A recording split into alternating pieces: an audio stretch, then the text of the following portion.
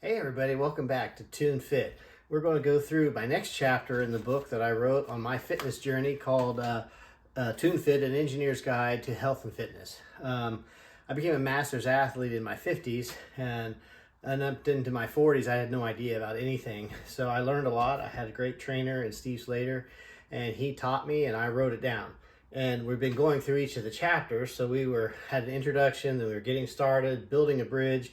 Now we're getting into reading food. Probably the hardest thing for me to learn was that what I ate is what I became. And I didn't know what I was eating. So what I started trying to do is teach myself about nutrition and exercise. And I had a visualization of where I wanted to go. And those things came together. And that's what I'm hoping you're going to see here is that, if you can think it and then you start putting it into practice as you learn, you'll be able to reach your goals. What we're going to do in today's topic in reading food is talk about hydration, the importance of it, fruits and vegetables. Then we're going to get into the macronutrients. We touched on that in one of the previous lessons. I'm going to hit it again, but I'm really going to dive into serving size. All through this, that was where, this might be a serving size and I was eating this much and I could not figure out why I wasn't losing weight or hitting my goals until Steve took me under his wing and took me over to do meal prep and said, Kevin, you have to learn, what a serving is, how to weigh your food. I fought that. And until I finally humbled myself and gave in, that's when I started to see my pretty dramatic results. The thing that I want you to kind of remember as we go through here is we are what we eat, even if we don't know what it is we're eating. That's kind of a profound statement, but it's so true. As you start learning this, if all you eat is, very fatty food, you're going to be pretty large. If, there's different things, and that's what we're going to get as we go through the next two is our food source and our goals have to be aligned. And that's what we're learning here. One of the early things, and I used to try, was to outrun a bad diet. I said, well, I can just lift weights more. If I want to have a bunch of ice cream, Milky Ways, and triple dip, what are the molded milk balls? Man, those were amazing. I just couldn't get enough, and you could see it. And so trying to make a decision on fruits and vegetables or a pizza or, I always felt like I was kind of punishing myself. I wanted the good stuff, and I learned that the good stuff was actually making me sick. I had high blood pressure. I had high cholesterol. I had a lot of heart conditions, at risk of stroke, and I had to kind of decide, wait a minute, is what good for me killing me? Maybe I need to rethink this.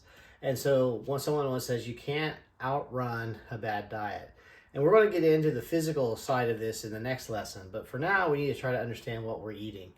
We're going to work hard to understand how to train our brain. Use it. You've got one. I didn't know any of this stuff. I can remember going to the doctor and they asked if I was eating fruits and vegetables. I'm like, I don't know. And so, are you drinking enough? And I'm having to reteach myself. That's what going through this material, putting these videos together for you, I'm relearning what I wrote. And after the cancer and recovering from that, I've kind of forgotten some of that. So this has been good for me. I hope it's good for you. And just recently, well, I'll get into that in a minute. But what if I make a mistake? I get people, they get freaked out. What if I don't write the right stuff? I don't know how to read. I don't know how to record. I don't know what I'm doing. It takes too much time. We're going to address those concerns. And that's hopefully the fear, uncertainty, and doubt. The FUD, we'll try to explain those and teach you how to get around them. So let's start off with hydration. Have a prop for you today. I was so bad on this. I finally got this this jug. And I would fill it with water, and then there was times on the side it was said, good morning, hydrate yourself, remember your goal, keep chugging, feel awesome, don't give up, almost finished, you did it, yay! And I was like, well, this is ridiculous. This is just too much water, and if I drink all this, I'll be going to the bathroom all the time, and I can't go to the bathroom. So you make a lot of excuses, and the issue with hydration is our body's made up of a lot of water. And if you don't have the water going through you, bad things happen.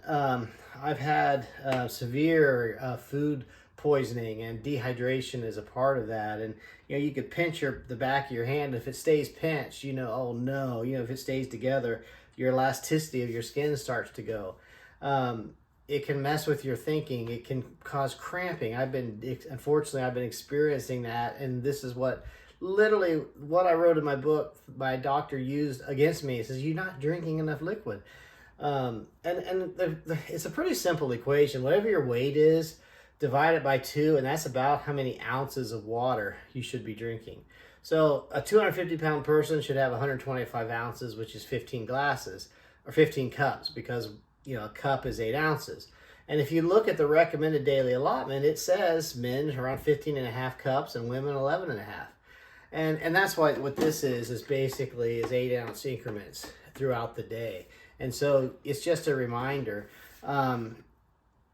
It's important that you get the liquid in you, that you start trying to measure and monitor. And you may need something. You can get these on Amazon for like nothing.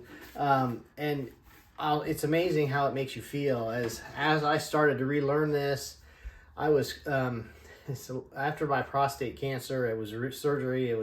And the prostate was removed. It really affects your bladder, and so elasticity. Having to go to the bathroom all the time. So I was like, well, I'm not going to drink water, so I don't have to go to the bathroom. Then I started having all these cramps in the middle of the night. My back. If I'd be lifting weights, I'm like, oh. So I brought it up to my nurse practitioner, my doctor, who said, "Are you drinking enough?" And I'm like, "Oh shoot!" And they're like, "Kevin, you have to time it." And so I started with the Gatorades, the called Liquid IV, different types of nutrition, and drinking more liquid. And guess what? The cramps went away. So those are the causality. It can happen pretty fast. So I would recommend that. We also have a built-in scale. I've visited a lot of industrial plants in my career, and a lot of them are very hot. And so what they would have when you go to the bathroom in front of the urinal was a color code. You could look at the color of what's coming out of you, and you could tell, if you're up there in orange and red, you're in bad shape. Because you can get really hurt, really sick, and pass out if you're not hydrated. So you have a scale, a built-in scale. I said God just said we're fearfully and wonderfully made. He built diagnostic tools that we can visualize, say, oh, I'm on or off. So, you can tell if you're liquid, if you're getting cramps, if your skin's not elastic, if you're going to the bathroom, the color's not right, you're being told you need to drink. So make a scale and check it off that you're doing it. So that's the hydration. You just need to, I'm preaching to myself. Then you get into the fruits and veggies. And the book that I learned so much from was this book. This book right here was Eat to Live by Joel Freeman. Is that right? Furman. He's got all kinds of stuff out now, but this was one of his first books that was really about shifting your diet and including these. And this was a picture shows a stomach, and it shows how much stomach gets full with 400 calories of oil, 400 calories of sort of fried chicken, and then 400 calories of fruits and vegetables. You can see the volume, it fills you up. So one of the things, the I'm full reflex gets hit faster when you fill yourself with fruits and vegetables in particular. And what's important is they have a low glycemic index, if you remember, so they don't affect your blood sugar.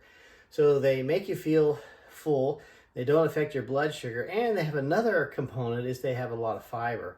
And fiber is something you need for your digestion. It helps things move through you. And there's even a scale here. I'm not going to go through a detailed explanation, but your number 2 and what it looks like is a dead giveaway whether you're getting enough fiber, or it's an indicator. Your stomachs, I had irritable bowel, I've had all kinds of stuff, and a lot of it can be traced back to just not eating enough vegetables or fruits, and how many you should have. And so there are recommendations on serving size: 1 to 2 cups of fruits, 2 to 3 cups of vegetables every day. That translates into 2 servings of fruit and 3 to 5 servings of vegetables. So it's a serving. We'll get into that.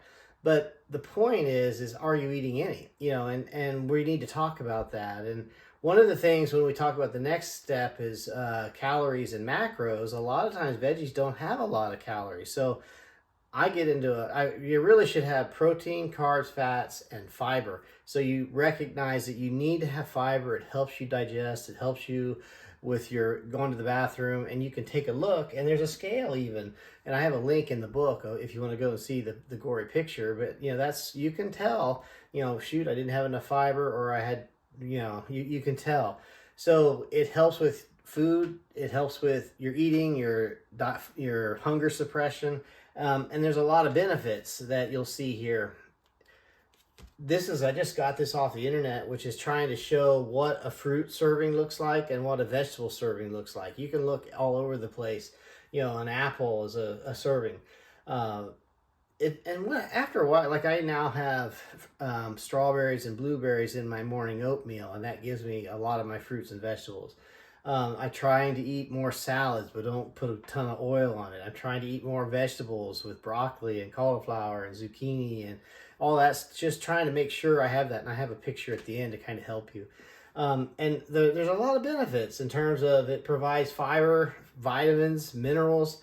It can help lower the risk of heart disease. It reduces the risk of coronary heart disease by up to 20%. Protects against type 2 diabetes and some cancers. And they can help manage cholesterol levels and weight. That's because they fill you up. So there's a lot of benefits to fruits and vegetables. So far, the very basics of reading food is, are you drinking enough liquid, non-carbonated liquids, or alcoholic liquids? Let's make that clear. I try to have none of that and low caffeine drinks. As far as my hydration, and water is, if you can get to water, is the best thing. Then you get into your fruits and vegetables, which I'm realizing even as we're talking, I'm not doing enough of that. So I need to improve there. But those are things you can look at your own plate and say, well, shoot, I haven't had a salad or a vegetable or a broccoli in 6 months. Well, that's probably bad. So those are the things that we'll start to educate ourselves and move towards. Then we get into what we talked about a couple lessons ago. It's reading food and understanding our caloric energy consumption and our caloric outgo. 2,500 calories per day consumed, and 25, they're the same. And so we're going to get into what a pound and a calorie looks like. We're going to start putting that together in the next couple lessons. But for now, what I want to start having you pay attention to is your caloric intake. What's your fuel? So think of calories. That's a joule. That's a measure of energy. It's a way to measure what you're eating. So those are your caloric in. And then in the next lesson, we're going to talk about calories out. Like how much do you burn in exercise and types of exercises. And then we will review what our body takes just to survive. So we'll start trying to understand how to find this balanced mode between our caloric in and our caloric out. And so calories in, and there's a lot of material, I have it in the book, on how to read the label and how it's laid out. Everything you eat, if you look on the label, and so you become a label reader. How much added? We've talked about added sugar. We've talked about protein, carbs, fat, and we remember the equation: 4 times the grams of protein plus 4 times the gram of carbs plus 9 times the grams of fat is what the calories. So try it out.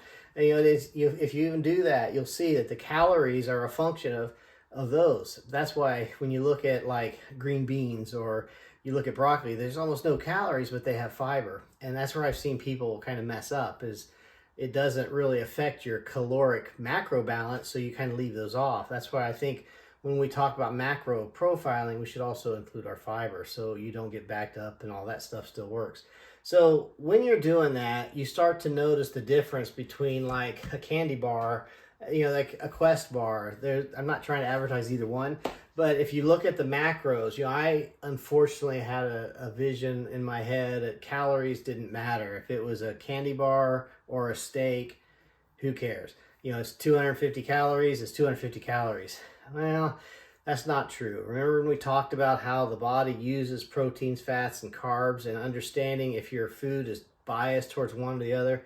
Then I remember me talking about your tongue and where the flavors are and sugar, and you tend to, without governing with what you're looking at and using that to prioritize, we naturally gravitate towards foods that have high glycemic indexes, a lot of added sugar, with almost no. They're highly processed because they're available, they're fast, they're easy, and we shift away from healthy foods. So we shift away from fruits and vegetables. We shift away from hydration with energy. So you start seeing energy drinks becoming more popular.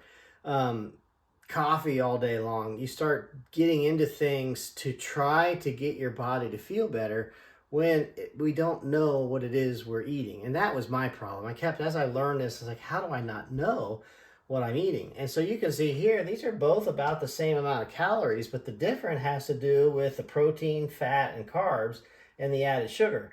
This one has less than 1 gram of added sugar, where this one has 31 grams. So 31 grams of added sugar on a candy bar with 37 grams of carbs. This one has less than 1 gram of sugar and 20 carbs. Carbs aren't bad, but when they're simple carbs, they go right into your bloodstream. And so you want low glycemic index. That's what this one is. It's low. Now, sometimes it takes a little while to learn to like that stuff, and there are better choices, but learning to read it is important, and start making adjustments. And that's what the last lesson is going to be, is where do you want to go? Let's take a picture. Then let's say, okay, what would the fuel source, the distribution need to look like? Then every time you look at a meal, say, is this meal helping me or hurting me towards my goal? Because we're matched. And that's what I want you to start to see, is this picture. I put a more complex picture in the last video, but our brain is got an image. Hopefully you have an image. What do you see yourself looking like? If you close your eyes, what do you see? Do you see yourself as a sloth sitting on the couch, or do you see yourself playing with your grandkids, or running up steps, or playing sports? I mean, visualization is a big part of this. That was in one of the first lessons. Picture where you want to go. Then what we're doing is once we know that, then our nutrition and exercise will help transform our body into the form that we see in our mind. That's why negative self-talk is so dangerous. And I am a critic of that. I'm a card-carrying member of that. I have to work on the words in my head, is that you can do it. That's why you'll hear me say it's not too late. Find a way. It can be done. And then that's why we've been talking about, well, you can measure yourself. You can get on the scale. You can take your measurements, the body fat. There's different pictures, videos, how your clothes fit. There are feedback mechanisms that you can use, because I know I would quit looking in the mirror. I would quit looking at myself. I'd get bigger clothes, or get clothes with elastic. I kind of wouldn't want to measure. So if I don't measure and I don't check, then you end up looking like this guy in the middle. Remember, turn that pear upside down. How do you do that? You are what you eat, even if you don't know what you eat. Now, what I want to finish this on is serving sizes. Boy, I was like, who made a serving size? I was in Europe, and they were having ice cream, and they brought out a bowl of ice cream, and it was 3 golf ball size ice cream. I'm like, what in the world? I'm used to softball dips. And then we wonder why I get so heavy when I eat ice cream. I'm like, well, shoot, if I just ate a golf ball size ice cream, it probably wouldn't be much. Serving size is a big, big deal. And this picture right here was something that I had to do. Here's my other prop. This scale is something that I've used, because my brain will keep making, even the rule of thumb things about, a cup is a baseball, 3/4 a tennis ball, an eggs, a deck of cards, there's all kinds of things where they use your hand. I would mess that up. So, now they're with AI, I've been reading about the phone can take a picture and it'll tell you all that. So we have stuff at our fingertips now that will help you define serving size. Maybe a slice of pizza is okay, but the whole pizza is not a serving size. So the scales can help you measure. And one of the pictures I have of Steve and I is I was so sure that this stuff didn't work. I was getting ready for a competition and nothing was working. I would show Steve my list. I'll show you here in a minute how I kept track. And he was pretty blunt. He said, "You cheated." And I'm like, "I didn't cheat." He goes, "Then you're not telling me the truth." I said, "I'm telling you the truth." And he said, "Then you don't know." He goes, "Why don't you come to my house and go to the store and we will meal prep, and I will teach you how to make a hamburger and how to make eggs and how to get the yolk out of the, and he took me under his wing, and like, how much is a serving size of oatmeal? So I was having these gargantuan things of oatmeal, I was recording it as a single serving size. When I finally actually measured it, it was like 4 serving sizes. So what I learned from Steve is he was so convinced and so sure that if I was doing what I was recording, then my body composition would show, and there would be so he would go through and say, did you put dressing on here? How much dressing did you have? Cheese? What kind of cheese? Did you have any chocolate this week, Kevin? Did you how many chips? You said you had chips. Did you have 5 or did you have 50? I mean, so he could tell. And I got to where I was like, all right, I can't cheat. That was the point when I realized, and that's when I started doing actually really well in shows, is when I finally submitted to measuring and realizing that I am what I eat, even if I don't know, or if I try to hide it. Learn what serving sizes are. Learn how to measure it, scale it, whatever. Make sure that you start recognizing, this is what I was showing you with the portion, whether it's a fist or a palm or a pinky or a thumb, it goes through. And then I mentioned the different serving sizes. Those are things you can read. I have them in the book. Educate yourself, because when you go to record your macros, it will say calories per serving or calories per gram. And if you don't know what a gram is, that's what this picture here is. Come on, go back. I want to go back. A gram isn't very big compared to a pound. It's a little bitty thing. So you have to kind of know what these things are. And as you learn and as you measure it, it's going to take a little while. But as you start shifting your diet away from the highly processed sugar, very little fruits and vegetables, and not enough water, and as you start shifting it in the direction of healthier options or a balanced options, and then this is what one of the websites talks about, how your plate should look with pictures in terms of fruits and vegetables, grains, protein, and dairy. There's a lot of different views, but the idea is do you have a well-rounded mix of foods? And I mentioned the book, this book here, and he has a lot of examples on, if you start with your salad, you fill yourself up, then you're not as full. The desire to eat is shrunk. So you can actually start altering how you eat. And it starts to taste good. Once you get the feeling and the flavor back in your tongue, the healthier foods that we normally go, that's yucky, they actually taste really good. So what I do, or what I'm going to ask you to do, and you don't have to be at this detail. This was what I would do with the Lose It app. And there's MyFitnessPal, there's Lose It app, there's a lot of different systems out there for recording. So I would record if it went into my mouth, I recorded it.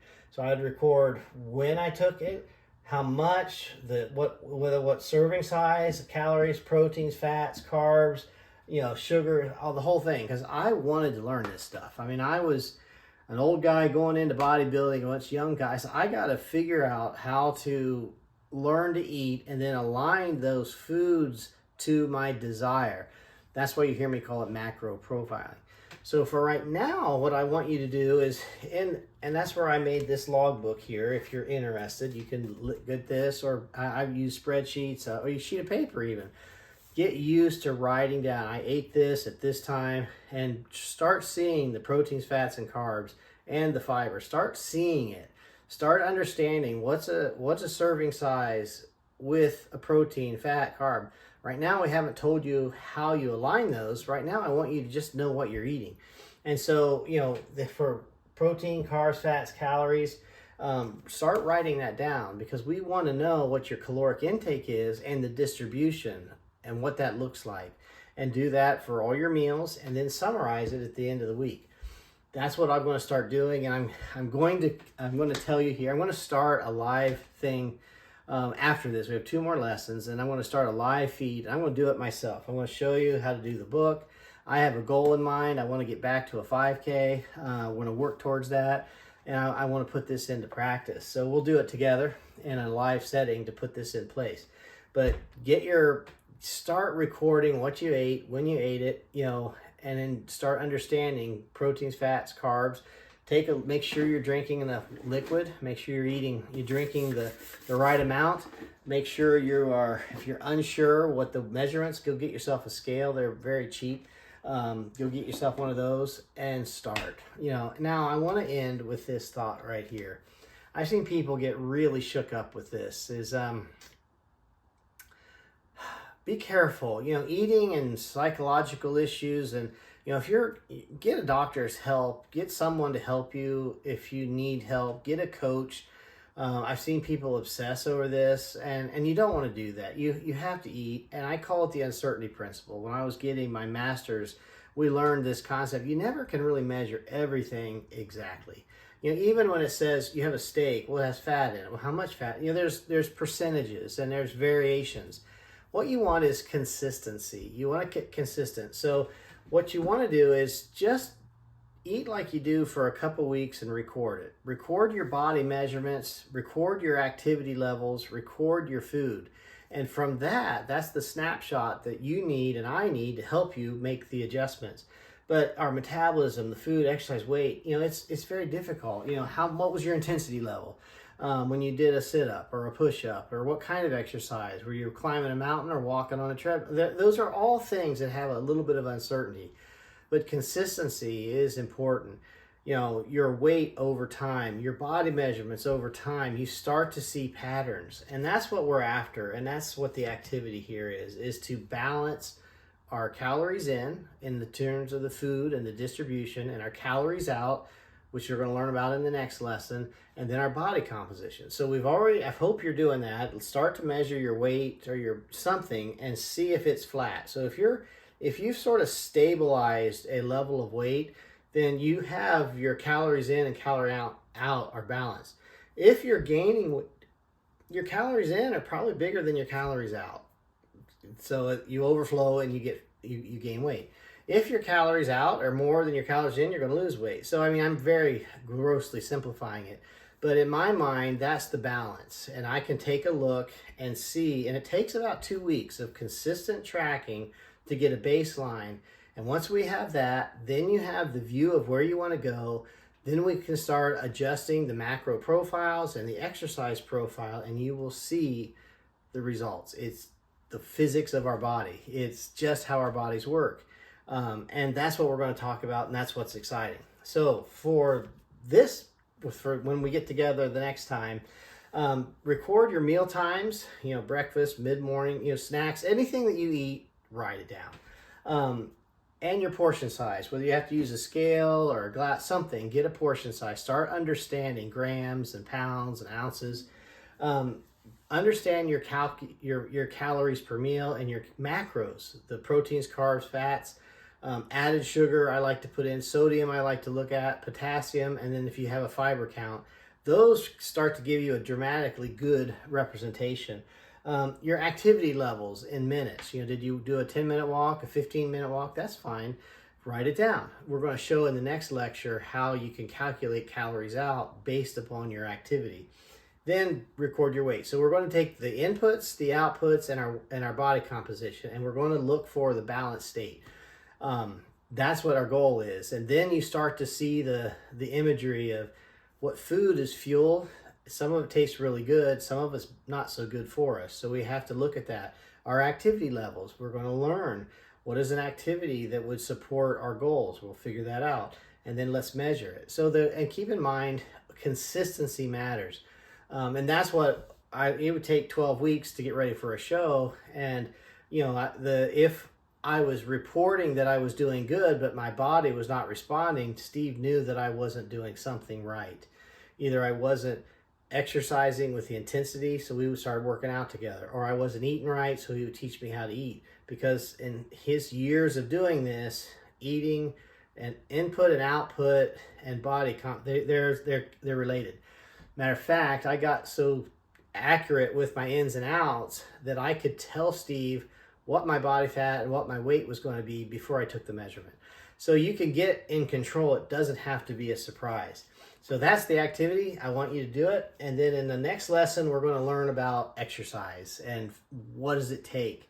What was shocking to me was, for example, if I said you can't outrun a bad diet. If you have a candy bar that's 230 calories, you better go out and run for 25 minutes or 22 minutes.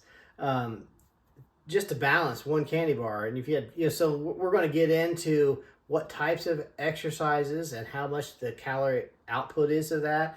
And then we're going to compare that to the types of food. And then you start to realize, is it really worth your goal to have this deviation? Because you can't exercise enough to outrun a bad diet.